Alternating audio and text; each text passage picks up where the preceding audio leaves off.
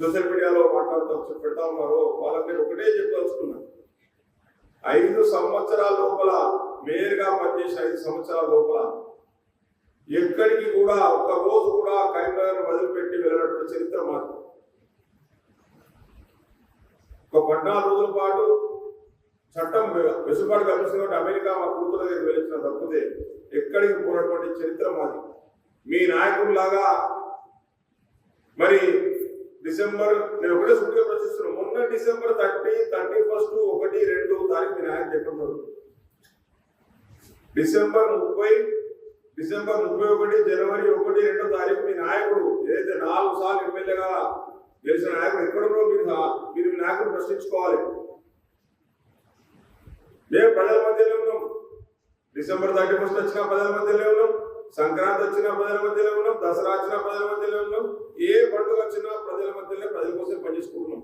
మీ నాయకుల్లాగా మరి శ్రీలంకలో పోయి క్యాసినోలల్లా ఎంజాయ్ చేసే అలవాటు, జల్సాలు చేసే అలవాటు కానీ, మీ నాయకుల్లాగా మరి ప్రతి 2 నెలలకు ఒకసారి వేరే దేశాలకు వెళ్ళి మసాలు మెసేజ్ చేసే ఆలోచనలు కానీ, మీ నాయకుల్లాగా మరి ఎవరితో పడితే వారితో ఏమే కార్యక్రమాలు చేస్తున్నారో అందరికీ తెలుసు. గతంలో ఏం జరిగింది, లేదర్ షో పెట్టినప్పుడు ఏం జరిగింది, గతంలో వీకెండ్ మస్తీ పెడితే ఏం జరిగింది. మేము మా భార్యను పట్టుకొని ఒక 35 మంది ఫ్యామిలీస్, మా భగత్ నగర్ వాసులము, మా డివిజన్ సంబంధించిన వాళ్ళు కిట్టి పార్టీ మనిషికు 22,000 వేసుకొని మురుడేశ్వరు, దాని తర్వాత గోకర్ణం, దాని తర్వాత గోవా పోయి బీచ్ సముద్రం కూడా చూసుకొని దేవాలయాలు దర్శనం చేసుకొని వస్తే వాళ్ళకి నచ్చలేదు. ఏం చేద్దాం మరి వాళ్ళకు? ఎందుకంటే వాళ్ళు ఇతరులతో పోతారు కదా. మేము మా భార్యతో మీరు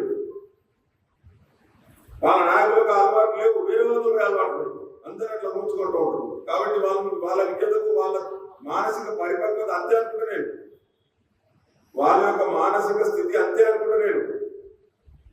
మేము పార్టీ విడిచిపెట్టి కానీ పిచ్చిలేసిపోతా ఉన్నది. పిచ్చిలేసి ఏం తోచక వాళ్ళ మానసిక పరిస్థితి సరిగ్గా లేదు. ఎందుకంటే వాళ్ళ బాస్ మానసిక పరిస్థితి మంచి లేదు, బాస్తో పట్టుకున్నట్టు శిక్షణ పరిస్థితి మంచి లేదు. వాళ్ళు అందుకోసం వాళ్ళు చూసి జాలి పడడం తప్పితే, సింపతి చూపించడం తప్పితే అంతకంటే ఎక్కువ చెప్పే పరిస్థితి లేదు.